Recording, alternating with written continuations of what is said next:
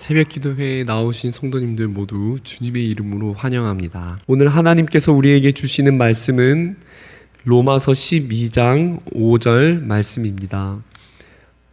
로마서 12장 5절 말씀입니다. 한 목소리로 함께 봉독하도록 하겠습니다. 로마서 12장 5절 말씀입니다. 시작. 이와 같이 우리 많은 사람이 그리스도 안에서 한 몸이 되어 서로 지체가 되었느니라. 아멘. 오늘은 32일차 하나님이 주신 모습으로 섬기기에 관한 주제입니다. 오늘 읽은 5절 말씀과 함께 5절 말씀을 함께 살펴보면서 우리가 하나님을 섬기는 것이 무엇인지 함께 알아보도록 하겠습니다. 우선 오늘 5절의 말씀이 어떤 과정에서 나왔는지를 알려면은 12장 1절과 2절 말씀을 보면은 알 수 있습니다.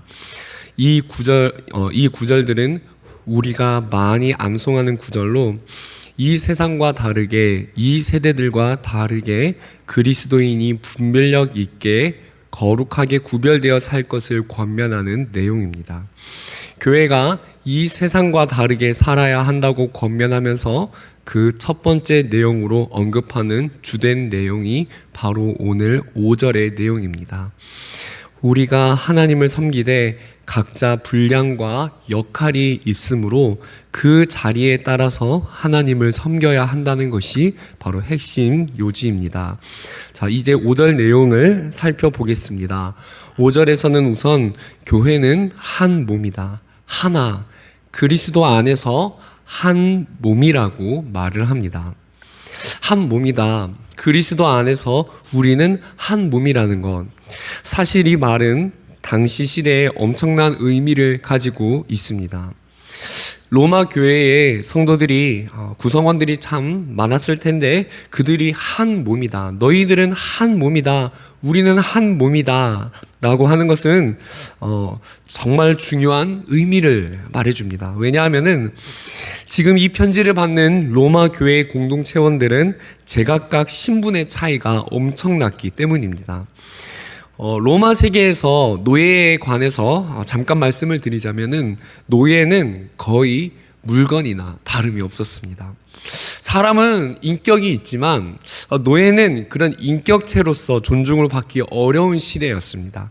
살아있는 물건, 인격적인 주인들도 있었지만 대개 그 시대 노예를 표현하기를 살아있는 도구, 살아있는 도구라고 표현될 정도로 아주 사회적 신분이 낮은 계층이 바로 노예였습니다. 당시에 노예가 만약에 자녀를 낳으면은 자녀도 부모의 신분을 따라서 동일하게 노예가 되었습니다.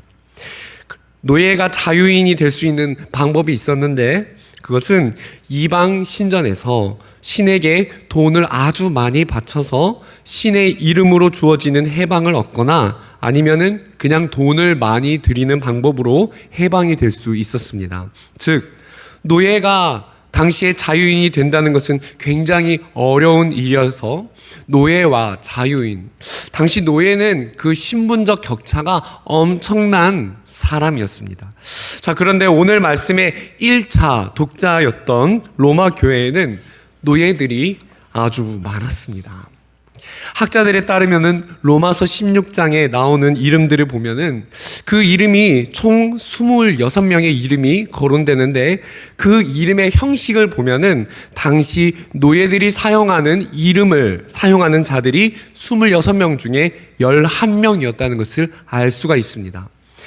그렇습니다. 로마 교회는 당시에 신분적 격차가 엄청났고 그렇게 많은 사람들이 노예였는데 바로 그런 로마 교회 성도들을 향해서 말을 하고 있었던 것입니다. 우리는 한 몸입니다. 우리 교회 공동체 안에는 신분 격차가 아주 많이 나지만 세상에 나갔을 때 그 지위와 그 신분의 격차가 세상에서는 너무나도 크지만 우리는 한 몸입니다. 그리스도 안에서 우리는 한 몸입니다. 라고 말하는 것입니다. 이 말은 우리가 그리스도 안에서 한 몸이다. 이 말은 교회라는 곳은 신분적 격차를 뛰어넘는 곳입니다. 이런 표현입니다. 그 직분 혹은 은사, 교회 안에서의 재능, 교회 안에서의 역할에 있어서 사회적 신분과 지위가 영향을 미치지 않는다는 것을 말해주는 것입니다. 쉬운 말로 세상적으로 돈이 많다고 해서 교회에서 중요한 일을 하는 것도 아니며 세상에서 지위가 있다고만 해서 교회에서 은사를 가질 수 있다는 것이 아니라는 것입니다. 물론 그것이 좋게 작용할 수도 있겠지만 교회는 그런 조건이 절대적으로 작용하는 것이 아니라는 것입니다. 사랑하는 함께 예배드리는 성도님들, 오늘 이 말씀을 통해 우리 마음에 새기기를 원합니다. 교회는 그 은사와 각자의 고유한 재능을 발휘하는 데 있어서 사회적 신분이 영향을 끼치는 곳이 아님을 오늘 마음으로 확신하시고 그 확신 가운데 우리 성도님들의 그 은사를, 재능을 실천하실 수 있는 그런 성도님들이 되시기를 바랍니다. 우리가 섬김을 함에 있어서 고려해야 될 것은 세상적인 기준을 생각지 않아야 한다는 것입니다. 내가 세상에서 그럴 수가 있습니다. 성도님들, 내가 세상에서 가진 것이 좀 없을 수도 있고 내가 그리스도인으로 부름받았을 때 세상에서 명예와 지위가 없을 수도 있는 것입니다. 그러나 하나님을 섬기는 일에는 그것이 중요하지 않습니다.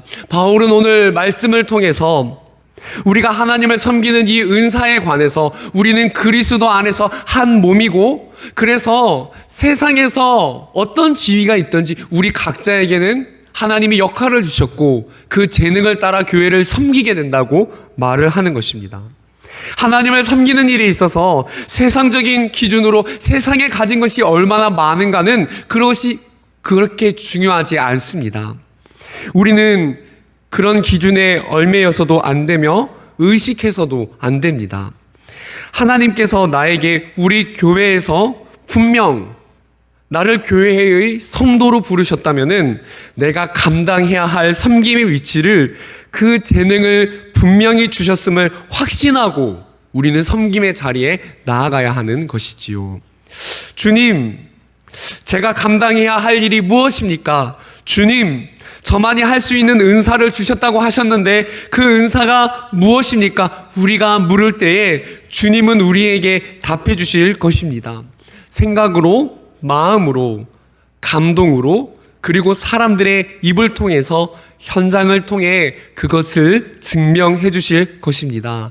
사랑하는 성도님들, 우리는 한 몸입니다. 하나입니다. 각자에게 부여하신 은사가 분명히 있음을 믿으시고 그 은사를 발견하시는 성도님들이 다 되시기를 바랍니다. 이어서 말씀을 보겠습니다. 5절에서 바울이 그렇게 말을 합니다. 그리스도 안에서 한 몸이 되었는데, 한 몸이 되어서 지체가 되었는데 그냥 지체가 되었다고 말하지 않고 서로 지체가 되었다고 말을 하죠. 5절을 잘 보시면은 우리가 지체가 되었는데 서로 지체가 되었다. 서로를 향해서, 헬라어 원어를 살펴보면은 서로를 향해서, 서로를, 그래서 무엇에 대하여, 무엇을 향하여 라는 카타라는 단어를 사용하는데 각각 자기와는 다른 교회의 다른 교회 구성원들을 향해서 지체가 되었다라는 표현을 사용합니다. 즉, 바울이 각 지체의 은사에 대해서 말하는 이 대목에서 그 은사의 기능을 표현하면서 서로를 향해서 그 기능을 가졌다. 서로를 향해서 발이 되고, 서로를 향해서 손이 되고, 각자 다른 서로를 향해서 코가 되고, 즉 각각 서로를 향해서 어떤 기능을 해 주어야 한다는 것입니다. 우리가 그리스도 안에서 공동체를 이루는데 우리가 가진 그 은사와 재능은 교회 안에서 상호 의존적으로 배치가 되어 있다는 것입니다. 내가 어떠한 은사와 재능을 가졌다고 해서 독립적으로 그 기능을 가지는 것이 아니라 서로를 향해서 그 기능을 가지고 있고 서로 함께 존재할 때 그 기능이 의미가 있다는 것입니다. 가령 내가 노래를 잘한다고 해서, 내가 음식을 잘한다고 해서 나 혼자만이 그 은사를 사용한다고, 나 혼자만이 존재한다고 그 은사가 의미가 있는 것이 아니라는 것입니다. 우리에게 하나님이 은사를 주실 때는 각자 다른 사람을 위해서 그것이 작용하도록 우리에게 은사와 재능을 주셨다는 것이지요. 서로를 향해서 기능을 맞추어 가기 때문에 우리는 서로를 위해서, 다른 사람을 위해서 작용하는 기능을 가지고 있기 때문에, 그래서 어떻습니까? 내가 그 은사를 발휘하지 않는다면은, 내가 그 기능을 실현하지 않고 만약에 머물러 있게 된다면은 나만 가만히 있는 것이 아니라 어떻다는 것입니까? 이 은사는 서로를 위해서 존재하는 것이기 때문에 내가 재능을 발휘하지 않으면은 그것이 다른 사람에게 영향이 간다는 것입니다. 이해하시겠습니까? 이 은사라는 것은 서로 지체를 향해서 쓰도록 만들어진 것이기 때문에 우리가 발의 기능을 하지 않으면 손이 영향을 받게 되어 있고, 손이 그 기능을 발휘하지 않으면은 때로는 그 손 때문에 발이 영향을 받는다는 것입니다. 내가 그 기능을 하지 않으면은 저 지체가 영향을 받게 되고, 저 집사님이, 만약에 저 권사님이 그 기능을, 그 은사가 있는데 발휘를 하지 않게 되면은 내가 영향을 받게 된다는 것이지요.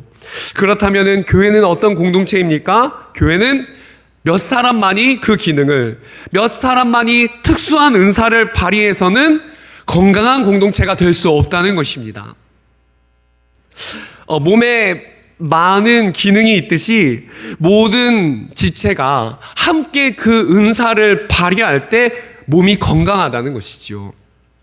그래서 교회는 나는 괜찮겠지, 나는 큰 은사도 없는데 활발히 활동 안 해도 될 거야 라는 생각은, 나는 괜찮지만 그것은 곧 다른 사람에게 영향을 주고 교회가 건강하게 세워나가는 데 있어서 부족함을 가져오는 결과를 내는 것이지요. 성도님들, 내가 은사가 별로 없는 것 같은데, 나는 그렇게 중요하지 않은 것 같은데 라고 생각하게 될 때에 사실 그렇지 않습니다. 우리 성도님들 한 분 한 분에게 귀한 은사가 있기 때문에 그 은사에 최선을 다할 때 교회는 풍성해지고 건강한 공동체가 되는 것입니다.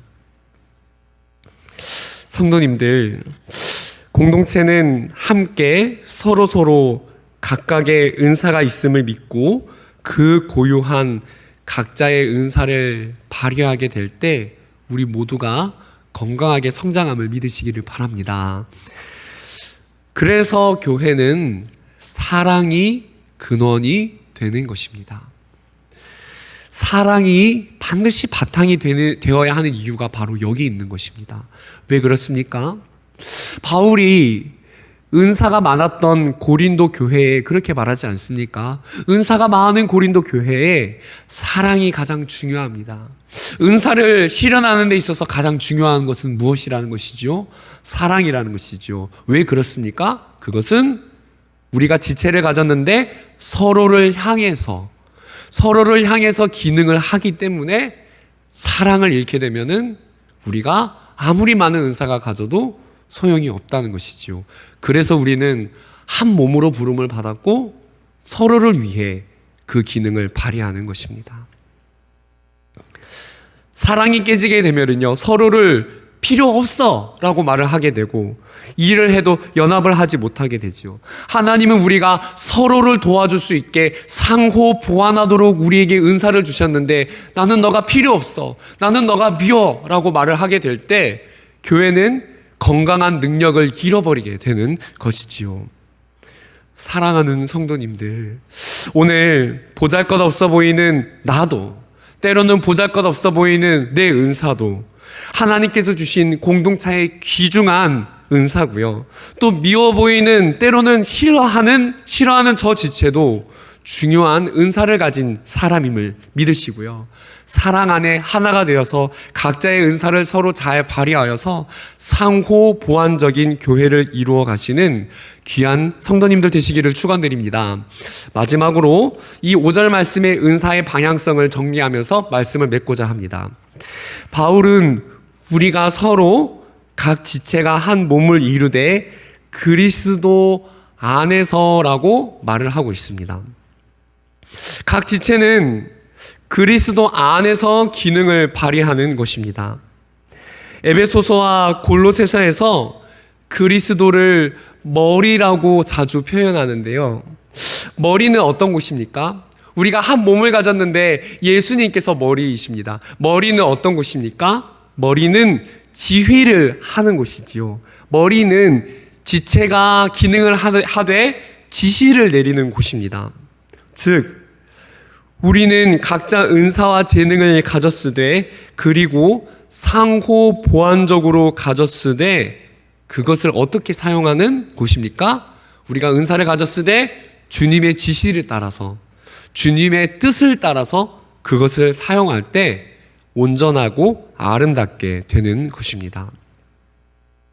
함께 예배드리는 성도님들, 우리가 가진 은사, 그것을 주님 뜻에 맞게 사용하는 우리 모두가 되기를 원합니다. 자존심이 드러나려고 할 때, 나의 영광이 드러나려고 하고 나도 나의 영광을 드러내고 싶을 때 머리 대신 주님 안에서 주님의 지시를 따라 적소의 그 은사를 사용하시어 쓰임받는 주님의 귀한 성도님들 다 되시기를 주님 이름으로 축원드립니다. 함께 주기도문하고 기도하며 나아가시겠습니다. 하늘에 계신 우리 아버지여, 이름이 거룩히 여김을 받으시오며 나라가 임하시오며 뜻이 하늘에서 이루어진 것 같이 땅에서도 이루어지이다. 오늘 우리에게 일용할 양식을 주시옵고 우리가 우리에게 죄 지은 자를 사하여 준 것 같이 우리 죄를 사하여 주시옵고 우리를 시험에 들게 하지 마시옵고 다만 악에서 구하시옵소서. 나라와 권세와 영광이 아버지께 영원히 있사옵나이다. 아멘.